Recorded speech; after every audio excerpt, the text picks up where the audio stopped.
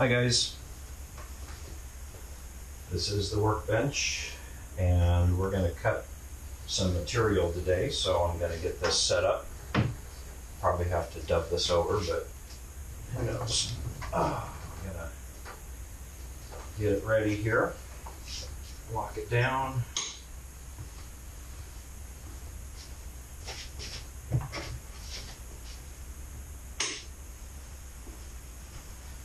So there's a few things you need when you're gonna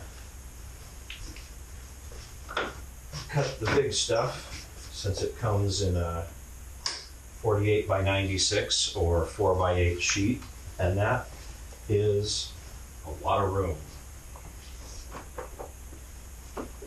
And you don't want any of it to bend, because that's a very expensive mistake.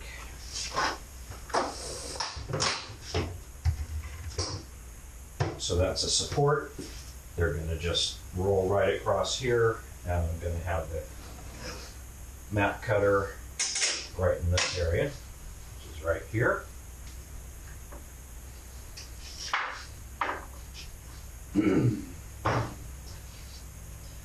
I've learned you don't want to keep the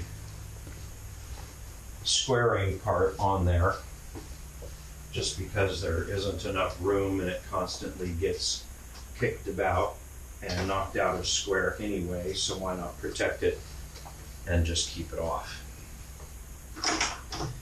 Just need to grab a couple of tools. Got my carpenter's square here. If you're going to do any kind of framing yourself, you need a carpenter's square. It's just that simple. Put that on right about there. This is the squaring rod.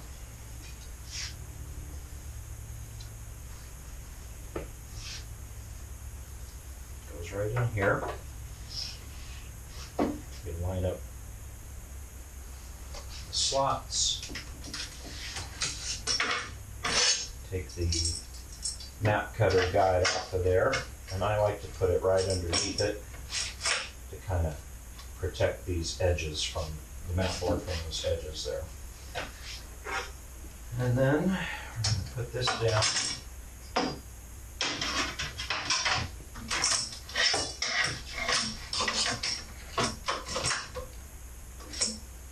going to make sure that it's 100% squared up, like so. And then we're just going to tighten it down.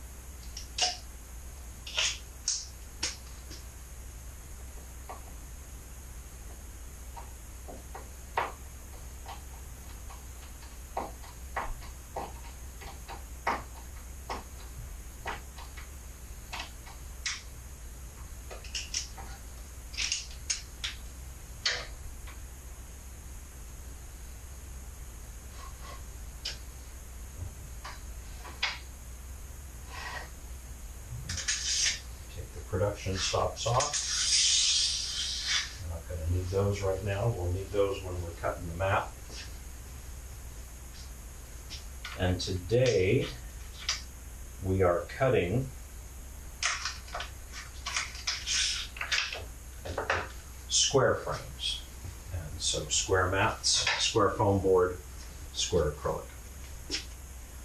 We'll put that there. We're going to need a pencil and a measuring tape. Keep those under here. If they see where I put them.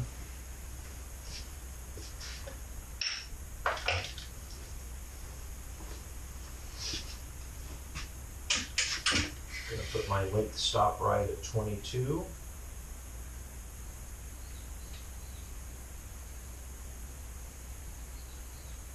Because my square pieces are 22 by 22 in the frame. All right, get the acrylic out of the way, that'll be later, because it's messy. And it generates a lot of fumes from the cutting of the plastic, so we're going to do that when it's a little bit warmer and I can open up the doors. In the meantime, I've got this package, which is one piece of foam board and 2 pieces of 4-ply mat. We're going Bring it over. This is always awkward because you can't let this bend.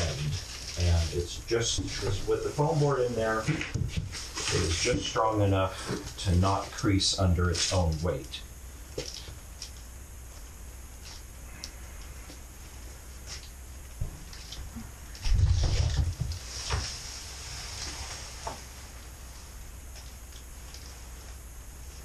There we go.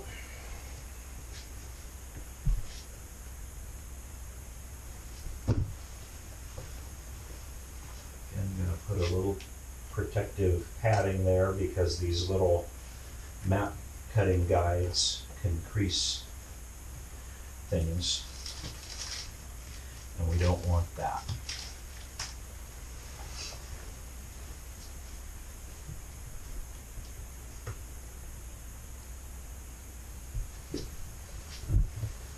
I try to preserve this plastic. It's handy for other things.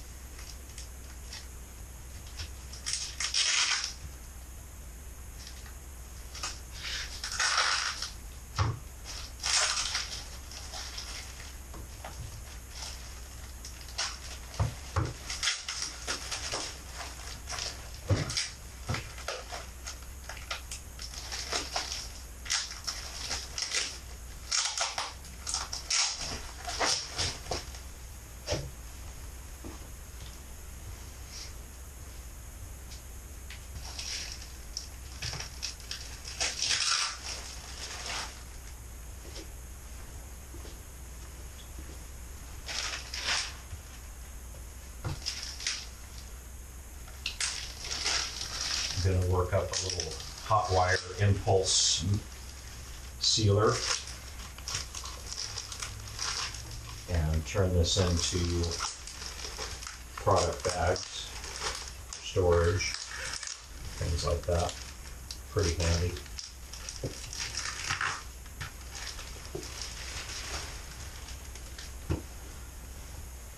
I get my mat board and foam board from a place called International Molding. Oh, no, sorry, Omega Molding. And I keep it consistent with the same brand of mat board all the time and same company so that all my pieces look alike.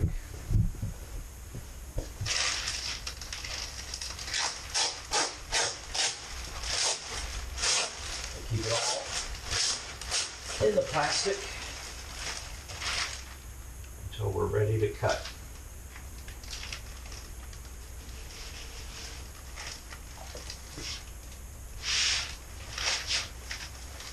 I don't use cotton gloves or anything for this part.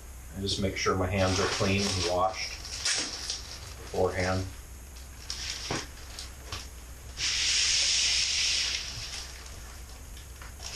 All right, that's one piece of mat board.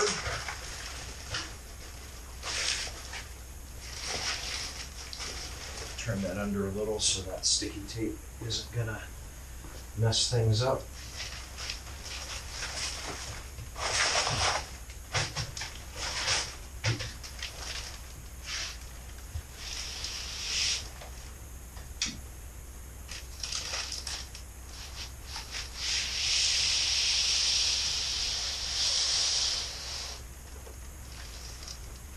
And sometimes you gotta square things up and adjust them a little bit to get them in the right spot.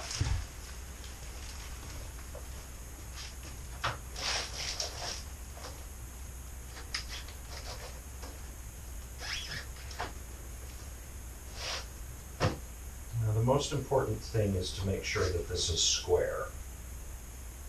If you get a weird corner, it's okay. As long as it's only just the corner and you can bend it a little bit, generally you can save it. Otherwise you can make this the sacrificial end, which I prefer not to do because I don't know what's going on the other corners. So now what I will do, I've got it lined up to my production stop here.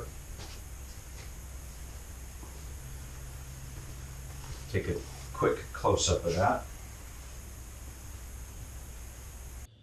So I'm lined up to my production stop here. at 22 inches. I'm all square along this edge. Now what I'm going to do is go to the other side. I'm going to measure 22 inches from here back, and I'm going to make a mark, and then I put this down and make sure it's all nice and square and lined up, because with this kind of a distance, I don't trust that the production stop and that square stop over there is going to do the whole job, and I want this to be as close to perfect as I can. And it gets awkward when you have to walk around the long way to get your tools that you forgot. But now I've got my mat cutter and I've got my long cutter here. Check to make sure that the height is proper. Standard mat board. And here we go. And while I finish cutting this mat board, I'd just like to say that the reason that I got into this depth of doing it myself was because I wanted to use the upgraded museum acrylic. And I could have had it cut for me by my molding company, but I decided that doing it myself would be more cost effective.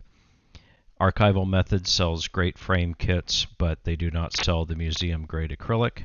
And if you can find a shop that sells the museum grade acrylic, they can cut it for you and cut your frames and mat board and everything. We cut the first piece of mat board there. And we're going to slide this second one out of here. You have to be careful with your vendors, because if the delivery folks don't take good care, then you get damaged product.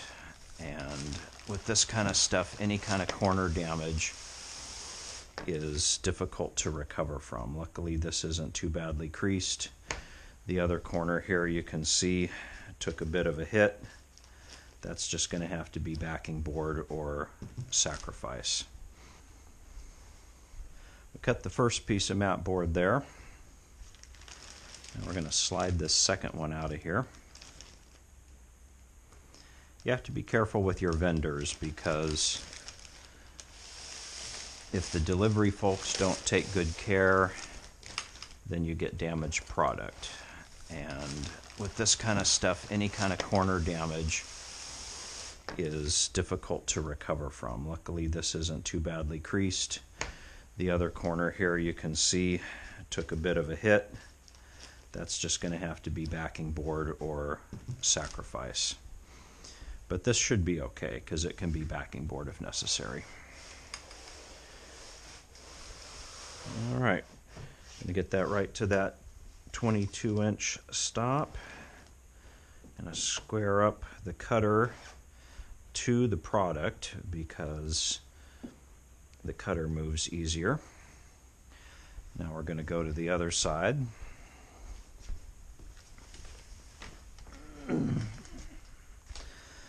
Gonna measure. Again, cutting squares right now, so 22 by 22. Measure. Drop your cutting bar. That's actually just about perfect. Now this works when you push down on it, the blade drops. I don't know if you can see that into the product. When it's up like this, it's pretty safe. But the problem with that is if you push down too hard, this edge here puts a nice line across your mat board, and you don't want that. So you kind of have to tilt this up off of the product while still pushing down.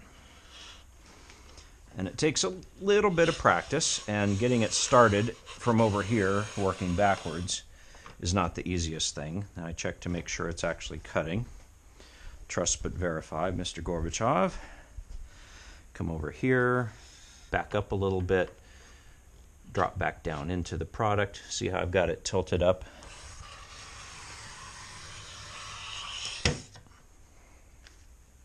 And a nice clean cut.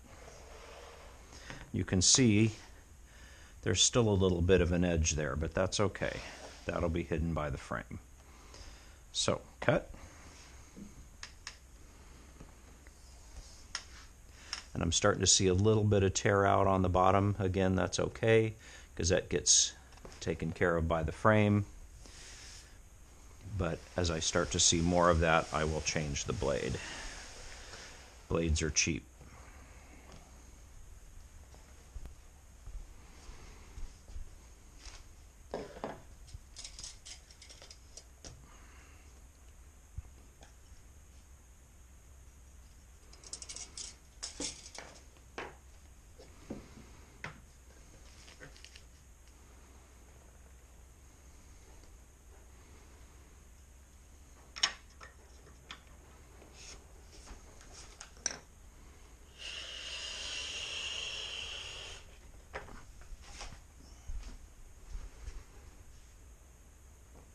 See, this is why I check, because I missed a little here somewhere. Come back, re-engage with the blade all the way down, cut it again, like that. Back up an inch or two, re-engage. Sometimes you can get it right in that same slot, and that's always nice.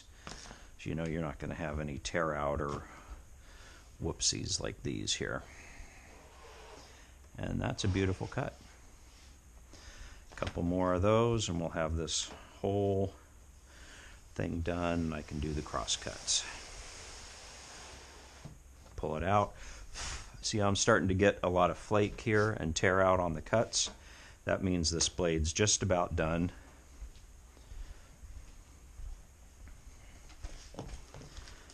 It's okay, like I said, blades are cheap.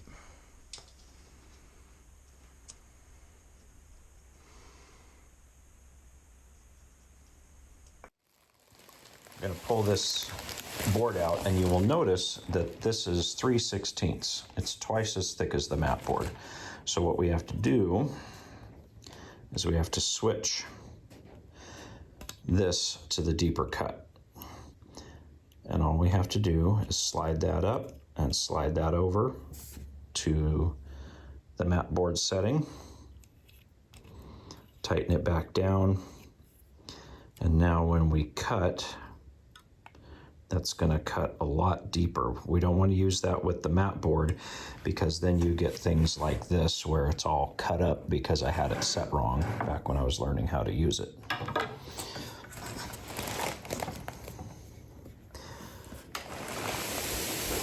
You don't have to be quite as gentle with the foam board. It's pretty stiff. It cuts really easy and it's just the backing. But you still got to have it cut right because it has to fit in the frame along with everything else. And you can see here, big wrinkle in that one. I hope my next delivery's cleaner, Omega.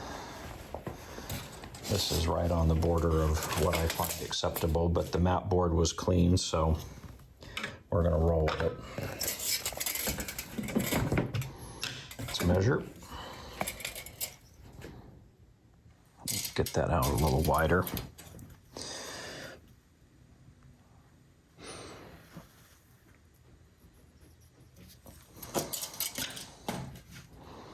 I'm going to measure. We're going to put that down. Adjust that mark. Make sure that everything's square. And do your cut. Now with this, you don't need to worry about whether you're dragging across the product or not, because again, just a backing board.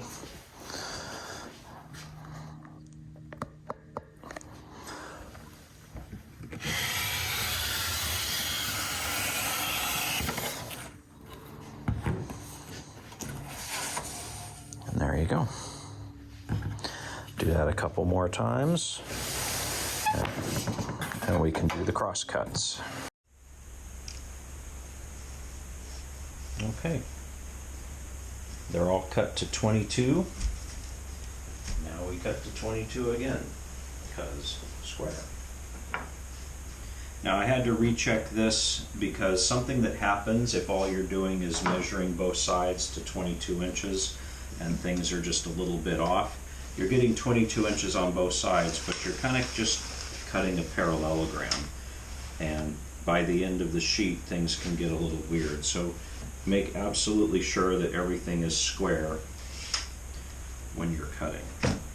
And luckily, this is a little less awkward as far as having to commute around the table, because I don't need to go to that far end. I can reach enough once I've got the 4-foot part cut down.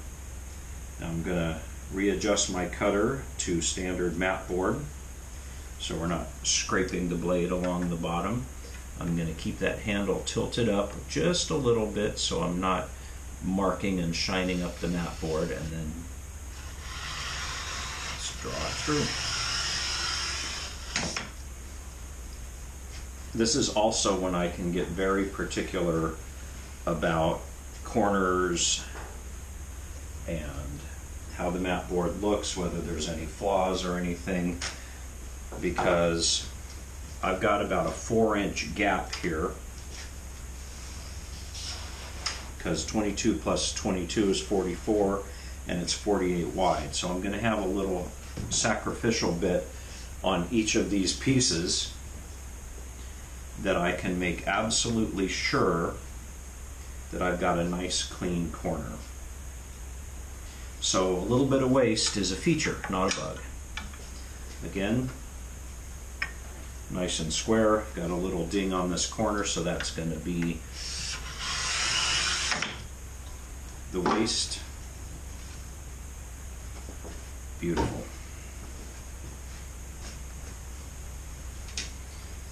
Got to do that 16 more times so you get to watch it at high speed. And I recommend that when you go to a vendor, a molding shop, whatever, that you get the manufacturer and model number of everything that you order. That way, if you do have to change vendors for any reason, you can get the same thing if the other vendor has it. I actually have to go through 2 separate vendors to get all of my frame stuff. The original vendor that I started with that has the frame profile that I like does not handle the museum quality acrylic. So I get just the frame stick from the first molding place, and I get all of my mat board, foam board, and the acrylic from the second vendor.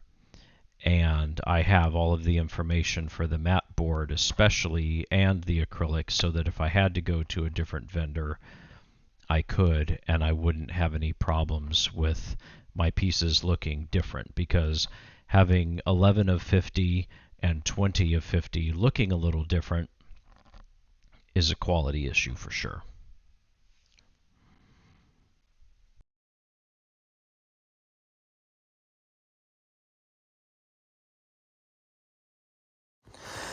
Okay, so this is one of my prints where the ink got smeared of Watch Monk. It'll be an artist proof at some point. Somebody will get it at a discount. And if we measure edge to edge where the ink is, it's 16.5. But what we want to do is have at least a 1/4 inch margin inside of it, and so that's going to make it so that it's 16 inches, so 1/4 inch, 1/4 inch. That's a 16-inch window in a 22-inch square. So 22 minus 16 is 6, divided by 2, because you have one on each side, is 3. And then if you notice here, I've calibrated this because of reasons here with the geometry, and I've calibrated it that I have to add 1/8 of an inch. So I'm going to loosen this. I'm going to take it to 3, and then I'm going to add just 1/8, just like that.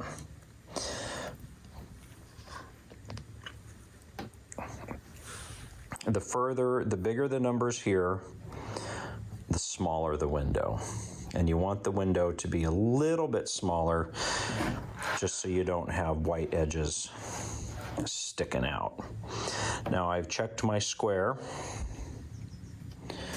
Once again, always check your square whenever this thing moves around, this square bar here, because you want it, both of these lined up so it's tight here and it's tight here. This production stop doesn't matter anymore because you're using this one. Okay, this comes down. We grab our pencil. Now something you have to remember, out of all of these 16 squares that I've cut, only 8 sides are going to be showing. Well, no, 8 frames. So yeah, 8 sides out of the 16 that have 2 sides each. So you have 1 in 4 of these for the side that's going to be showing. So if there's a bad mark on the side, that side's not going to show, and you're going to have another piece of mat board behind it, so those 2 sides aren't going to show. So that's 3 sides out of the 4 that aren't going to be showing. So you have plenty of room for error as far as marks, imperfections in the mat. And this is when you put your good glasses on and when you get your lights turned on. And in some cases, even get the magnifying glass out and make 100% sure that the side that you're cutting, which is actually the bottom side of this piece, is absolutely clean around the edges. Because there's going to be a 3-inch edge of this piece of mat board that your customer is going to see. And this looks really, really good.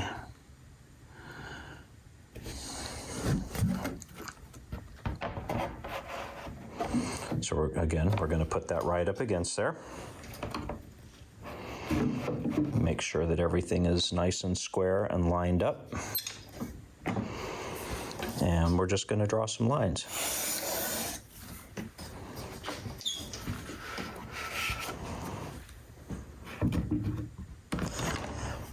When I'm cutting windows, I always turn the mat board clockwise. That way I can monitor my cutting because I'm pushing away. So this corner over there is the one that's going to be a completed corner every time I turn after the first time. And so I can kind of monitor my cut and make sure that I'm not undercutting and that the corner is dropping out. Overcutting slightly is better than undercutting. Undercutting causes tear out and other issues. Overcutting a little bit, you can polish that cut out and pretty much nobody's gonna see it. So we don't need our edge cutter anymore. We're gonna put that away and we're going to reach under here. And this is the cutter that I prefer. This came with my smaller compact mat cutter, but you start closest to you here and you use your thumb and you push away. And I've tried both. I tried the Pro mat cutter that came with the big set here, and I just don't like to have to pull toward me. It's awkward. You have this little thumbtack thing you have to push down so the blade engages without moving. This one, you just push down with your thumb and push away and everything works. So before I forget, we're going to take that off. We're going to open this back up now that we've drawn our square. And we're going to get one of these, not the foam board, but one of these pieces of mat board that was extra, and we're going to stick it in here because this is going to cut at a 45-degree angle, and it's not going to cut down into this slot. It's going to cut right here where you can see I've forgotten to put the sacrificial piece in there, and it makes for an ugly cut. And since the other side of this cut, the downside is what your customer's going to see, you want to make sure that everything is absolutely pristine. So again, right up against there, bring this down, and we're going to set our production stops off of this first piece. Line that up. And if you can see here, we've got an edge, and we're going to line the pencil mark up exactly with that edge. And then we're going to bring that production stop in. And this has to be right on.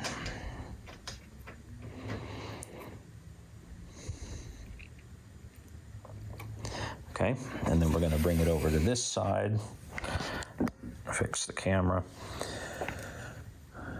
We're going to line that one up just slightly, ever so slightly over. Bring that production stop in. Lock those down, double check. All right, let's see how we do. Push it down in there. Gently slide it across. Let it up. Open. Check to make sure you've got a cut there, because if you don't, that's a bad sign. Square it up right up against that edge. Close it. Production stop. Engage. And slide. And this is the moment of truth. Does it drop out? Perfect. I'm just going to turn this over so you can see it. That is about as good of a corner as you're going to get. Okay? So we're just going to keep going with that. Make sure your sacrificial piece stays in there and move it just a little bit occasionally. You don't want to be cutting right on that same edge every single time.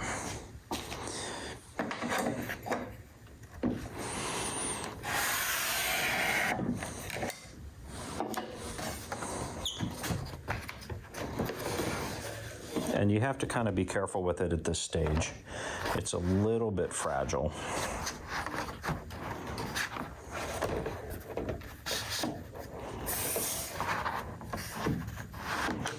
You don't want to be waving it around in the air because you'll crease something.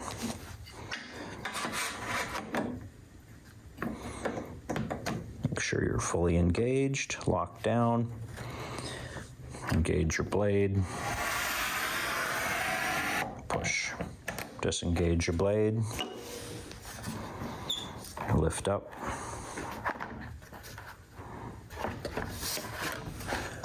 A little tap. And see here, we had a little bit of an issue, but the other four corners are perfect. No overcut, no undercut. And this can be fixed either with polishing, and you really have to resist the temptation to pick at it. Take a scalpel to that and you'll be just fine. Okay, so this is now a clean edge. You want to keep it separate. These windows are nice if you want to do some other fun stuff with them. A lot of places will continue to cut these down into other frames, but because the smallest that I sell is a 22 by 22 square, I won't use them for anything but just fun at home. So let's see what it looks like.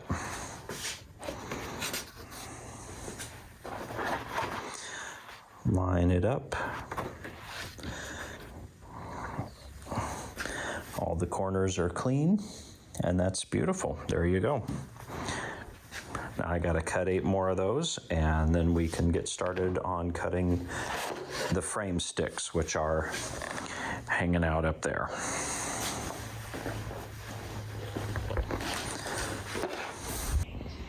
Okay. I have reconfigured here. You can see that I've got both of my Pegasus workbenches set up to catch material. I've moved my table saw to the middle location, and I specifically designed this workbench to do this. When I'm cutting normal stuff and doing other projects, this piece comes out. Widen this view a little bit. There we go. Table saw pulls back, and you can see that I've got my dust collection hose down in there. Still working on getting that all properly configured. And then this piece goes there, and I've got to sand that piece yet, and then it will have a nice, instead of an ugly unsanded line, it'll have a nice pretty shine on it and a nice clean line there. So that's my cut line, regardless of where I'm at. And I have two lines over here. I have that line there, which is at 22 inches, and I have another one that's underneath my box fence, which is at 28 inches. So I can just line up to that and then double check. And those are the two dimensions that I cut all the time, 22 and 28 for plastic. And this T-track back here locks that fence in. You can see the knob in there, makes it real handy. It's also set up for what will eventually be a fence for the miter saw, which goes there, and I'll show you that when I'm cutting the stick frame. And then I'm going to set up my other workbench here, and that the sidekick, and that will help support the acrylic. I'll do a couple of test runs to make sure that everything fits, and then we'll cut. All right, I got the acrylic loaded. I've cranked the blade back down. No blade there, because what we need to do now is get this acrylic out of its protective cocoon here, and they tape this down really good. For some odd reason, they protect the acrylic, which already has a protective plastic backing on it, a whole heck of a lot better than they do the fragile foam core and mat board. But those mat boards are 50, 60 bucks a piece. This is just about 800, so fair enough, a little different.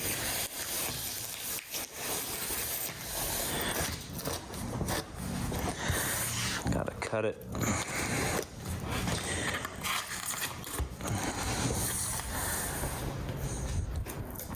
Okay. Now, this is the important part to making this whole operation go smooth. You can see I've got this massive piece of plastic, and I have to control it over at that end while I'm cutting. So I'm gonna slide it. Yeah, that cardboard's gotta go. Now, I don't really need this sidekick here once I get cutting, but getting it loaded and ready to cut, it's handy. And here's what's going to happen.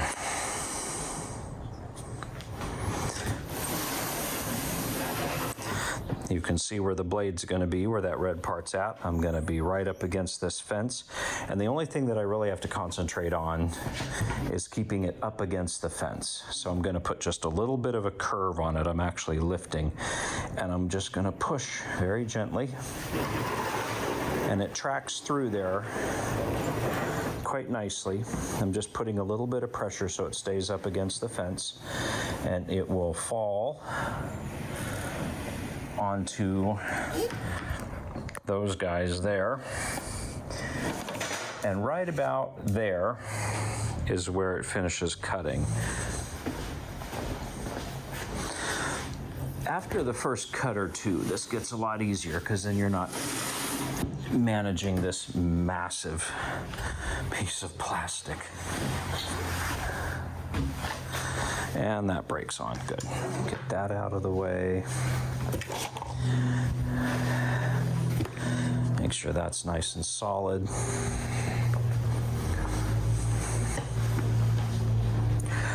we're going to switch over to the Sky Cam. And I'm going to put all my safety gear on because this stuff is stinky. A lot of fumes. So I've got the garage opened up a little bit here. And it's noisy. And we're going to cut.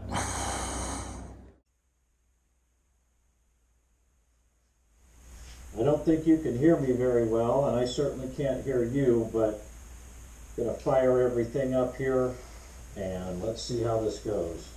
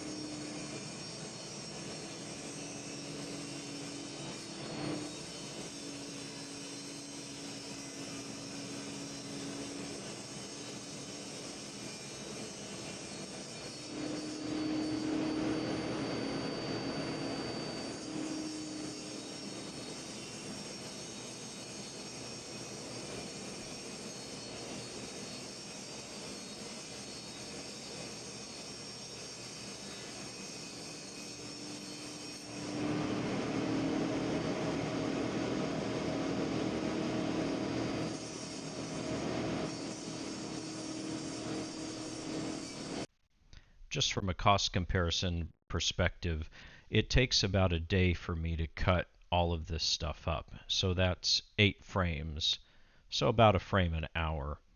If I'm cutting the larger rectangular frames, that's 6 frames. So that's what, like an hour and 20 minutes per frame. So that's another thing that you have to look at when you decide whether you're going to have a shop cut all this stuff for you or whether you're going to receive it and cut it all yourself.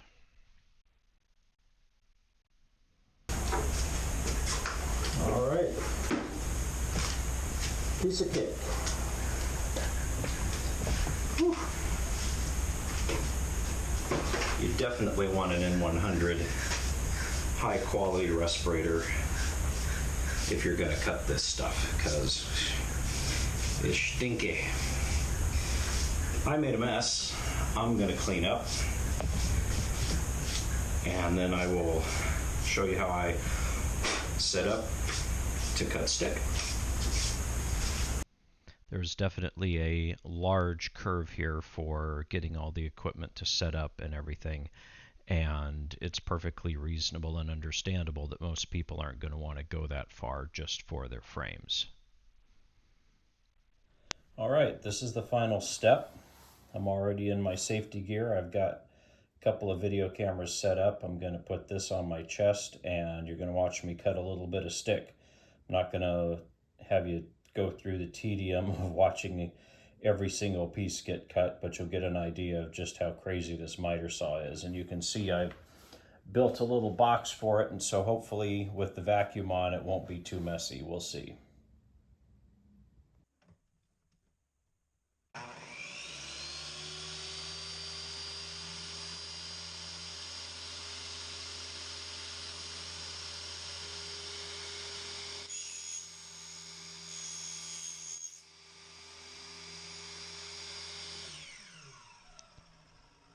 And I'll be happy to provide links for anybody who wants to build this kind of setup for themselves.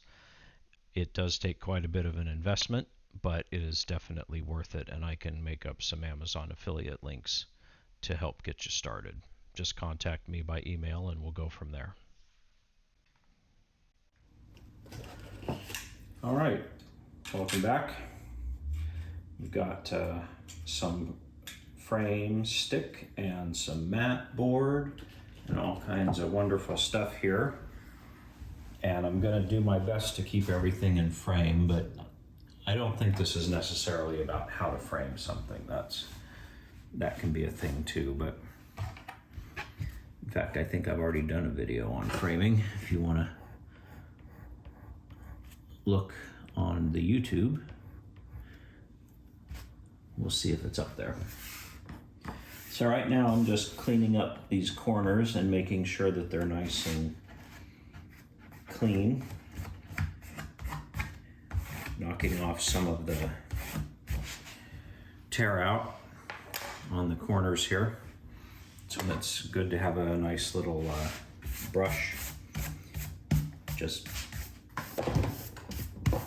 brush, brush, brush, and get all of the lint, because inevitably about the time you're sealing the whole thing up, you notice something somewhere on the picture that you know you've got to get out of there, but you've already taken it apart a couple of times to get other ones or fix things. Some pictures are like that, and that's just life. Should have changed the blade a little sooner. These are messy. If you ever take one of my pictures apart, and this can be for future reference forever from now, it's backstage, man. It's a mess in there, especially transition. That thing is a total mess inside. In fact, the whole reason that I had the bigger mat cutter is because of that piece. I wouldn't need it for these little pieces, but I bought it just for that because I couldn't get it done any other way. And it's just a mess in there. All right, so we're gonna frame flight direction or flight director. I'm not quite sure yet. I'm still these pieces are still introducing themselves to me.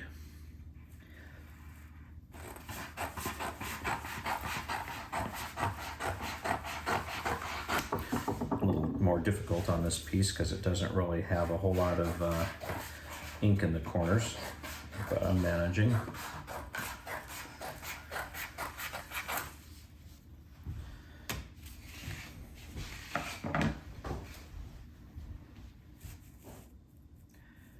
And then what I do is I just check it initially, make sure that everything's kosher and gonna fit.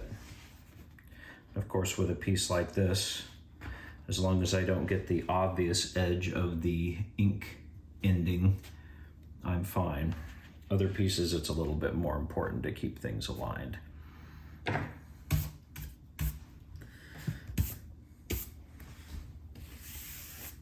I let these pieces dry for several days before I frame them, unless it's an overnight job for a show, so I can brush them. The glossy ones don't take it quite as well, but if they've dried for a couple of days, they're all right. All right, well, that's gonna look good. So we're gonna do the taping. Flip that over. And I don't have to tape the mat to the backing, but it helps with getting it all assembled, and hopefully will help it stay together a little bit better in the frame.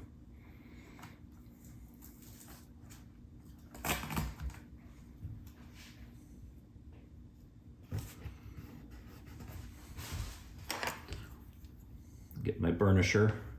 This gets the tape nice and stuck because it's pressure sensitive tape. It's this stuff, Filmoplast P90 Plus from Germany, and it is apparently, from what I have been led to believe, the gold standard of archival tape. They use this stuff to repair really old books. So I think it's archival enough for these prints.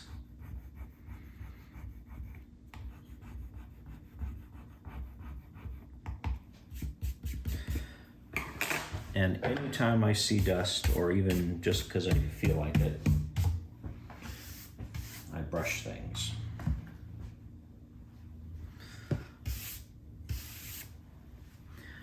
because, as previously mentioned, the bane of my existence when I am framing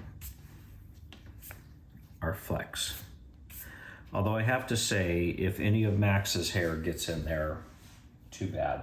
Consider it part of the piece. Now we turn the piece over and do the thing on the back that we do. And this one is called flight signals. I looked it up.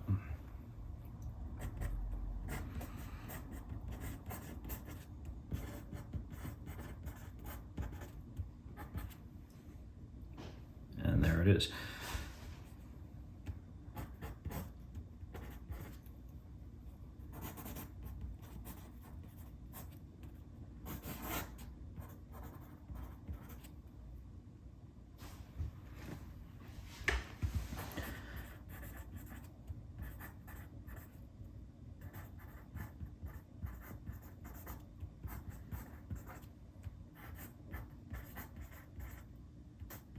So whoever gets flight signals 11 to 50, I hope you enjoyed the video.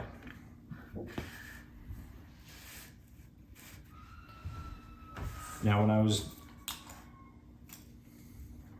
dramatic. When I get the frames from Archival Methods, they send the little plastic corners and you just put the picture in the little corners. Well, I don't have those and didn't feel like hunting around and trying to find some. I figured I would do it the archivist's way. I am not going to go all the way to making the flower glue. I'm just going to use the archival tape method. And it's just enough tape to keep the piece in place when it's sandwiched into a frame.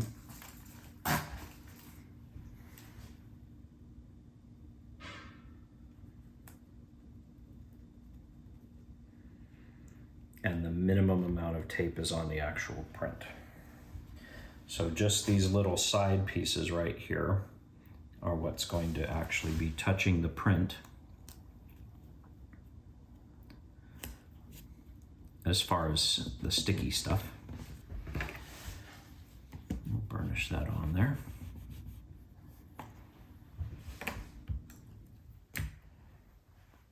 And the rest of the tape that's sticking up will actually be attached to the mat. So there's very, very little tape actually attached to the print, and it's archival tape. And it will be very easy to peel off later because of this. So 50 or 100 years from now, I hope your archivist appreciates it when he reframes the piece.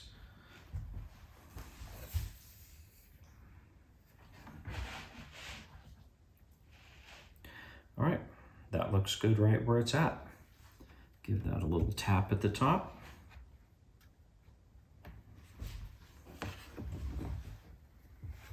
Open it back up. Take the burnisher to it.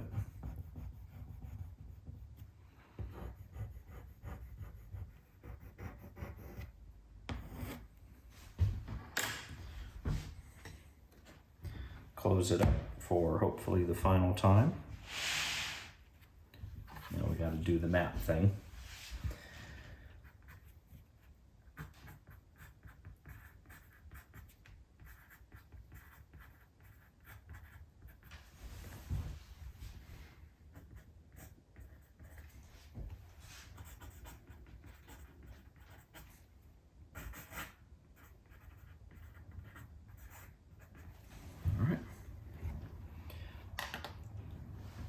Piece of foam board here, previously cut.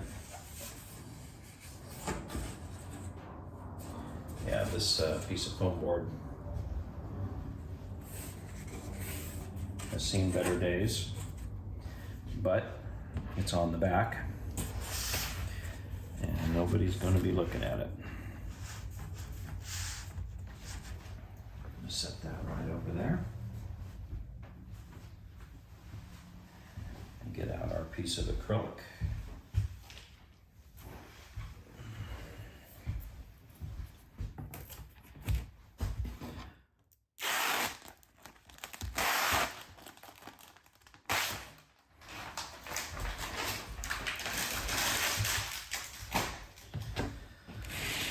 And because the way I cut them, it's very messy. I have to clean the acrylic off even when it's brand spanking new.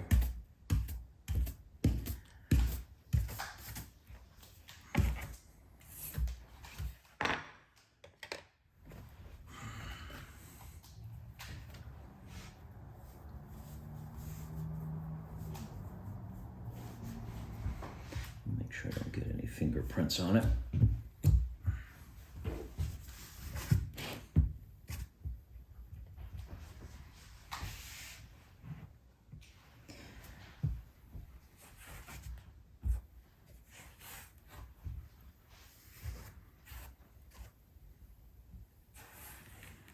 Make sure it's nice and clean.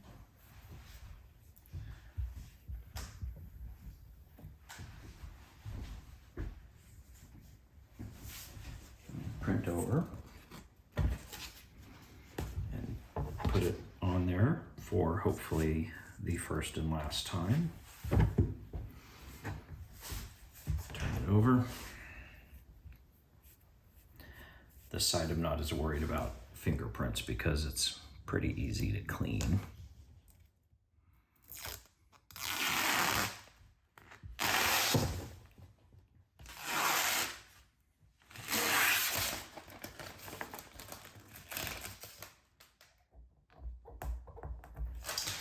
Usually doesn't seize up quite like that, but there we go.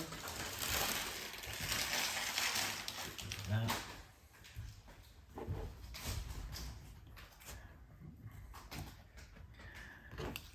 Do another inspection. Inevitably, there's always a little bit of static electricity that attracts something and it gets inside there. But that looks pretty clean. And especially on a print like this that's almost all white, it's very important to keep a good eye on that. And now we need the frame.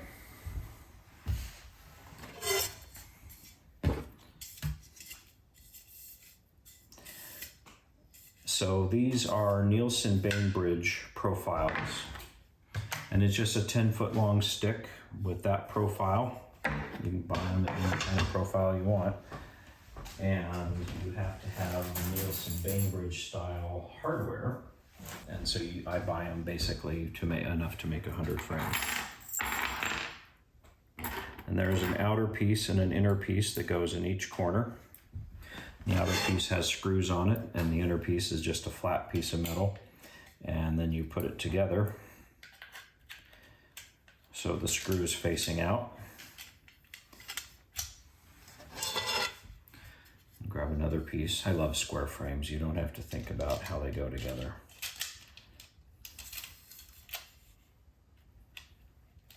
And those pieces just fit inside that channel. The corners look good. I had a really good day cutting today, so they look pretty darn clean. Actually, I had some burring issues earlier, so we're going to check that.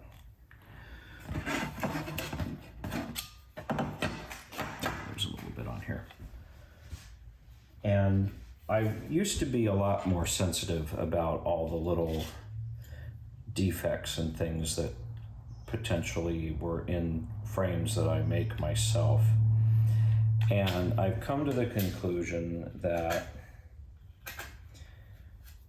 every single frame at this point in my career has passed through my hands in several ways. I receive the stuff, I inspect it, I make sure that everything's nice and clean. no problems.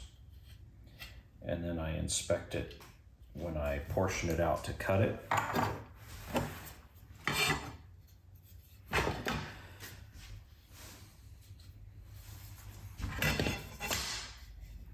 And then when I'm framing, I really look at each piece as an individual.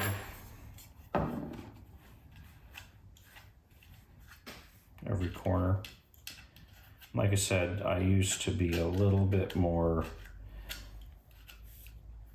harder on myself than I am now about every little flaw on the corners. If the corners weren't absolutely perfect and seamless, then I didn't do a good job, and sorry, but screw that. This is my art. These frames are part of the piece, and whatever little flaws make it into that part of the piece, there they are. I'm obviously not going to put a shitty gouged up piece of frame out there unless I were to collect them and to put them all together into one super shitty frame. Who knows, that piece might sell for more than any of the others. But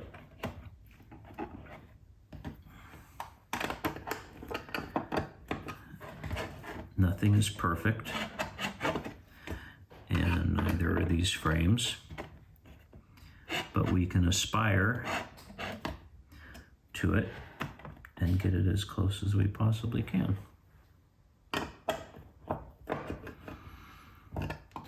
So we just tighten those screws down, and that presses the backing plate into the frame. And you could do it without the backing plate, but then you'd have just a couple, the contact area being just a couple of screws, and that's not very much. So we want it to be a little bit sturdier than that. And we just repeat that times 4. That piece goes there. Since I'm cutting my own frame, and this is partly a tutorial, I have this little edge cleanup tool, and it just has a little swivel and a very sharp little edge, and it takes care of all the little bits on the edge that are left behind inevitably when you're cutting metal with something as crude as a miter saw. Handy little thing. I sometimes use it on the paper to knock off a lot of the tear outs and things. It doesn't work as well for that, but it does help a little bit.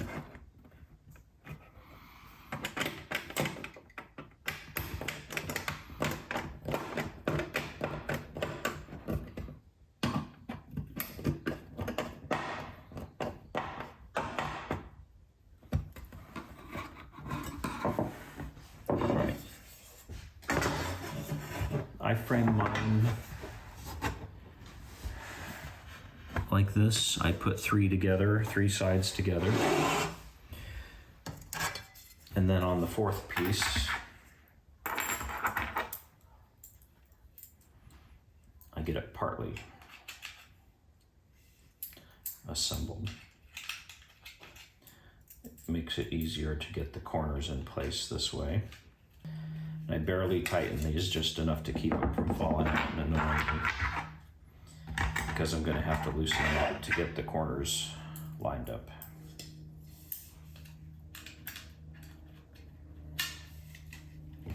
The other thing you have to look out for is this back plate will sometimes slip out of the channel and be inside the actual image area. And you'll notice it because the front won't line up. And you'll be asking, you're fighting with yourself, why? Well, it's because that backer plate is not in the channel where it's supposed to be. Okay, so there's that.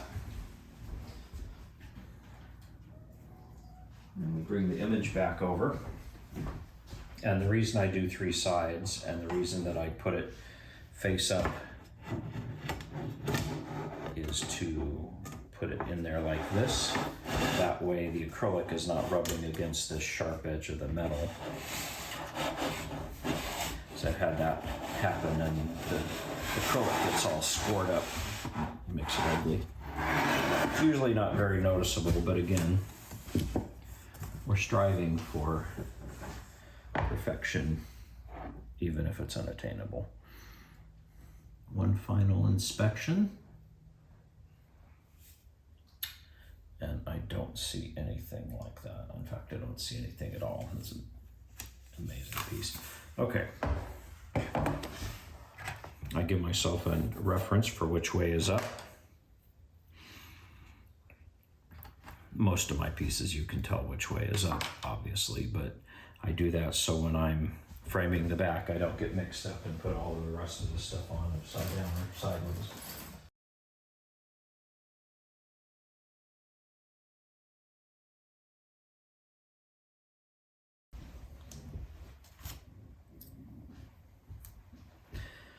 All right, these are the hangers. You can either move these so that they're both at the top,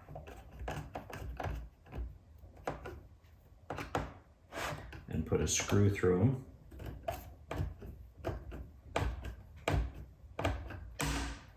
or you can leave them where I put them and use the wire and hooks.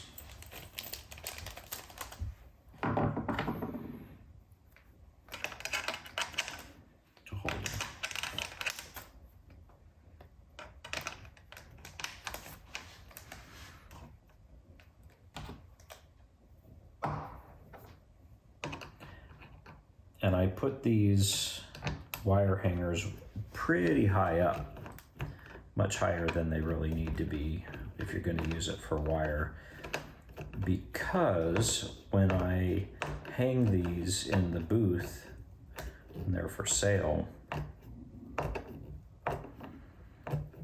I connect these little monofilament fishing line hooks to them, and they hang much better if these are close to the top.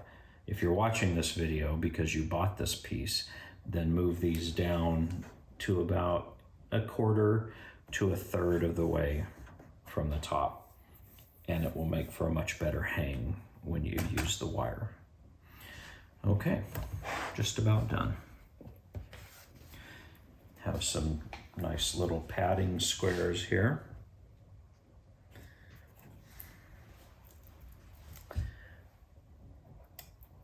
And these just go in the corners and they stick out maybe 1 millimeter or 2 from the frame, especially in the corners where the sharp edges are. Tensioners.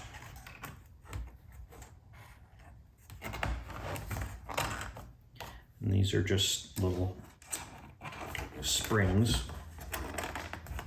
And I use 8 of them.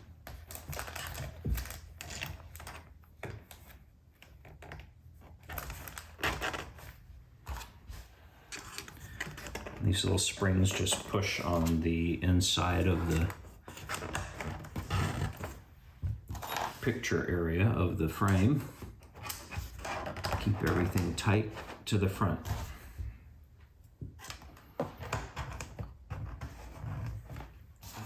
And again, future folk who are taking these frames apart for whatever reason, these things are a pain to get out of here. There's a little lip on the inside of the channel that they kind of hook into, but there we go.